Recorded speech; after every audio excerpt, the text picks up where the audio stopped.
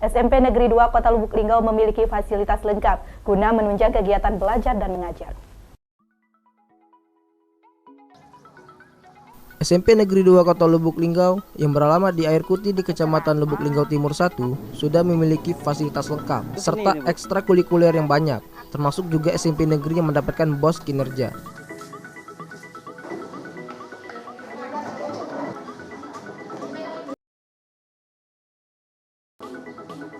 Kepala SMP Negeri 2 Kota Lubuk Linggau, SMP Negeri 2 Kota Lubuk Linggau salah satu yang mendapatkan BOS kinerja.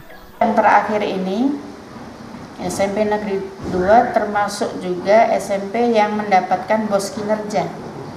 Karena nggak semua SMP dapat.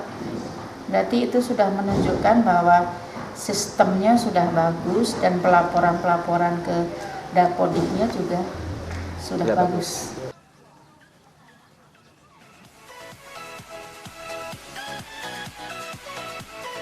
Rajab dan Irfan Erza, Silam Pari TV melaporkan.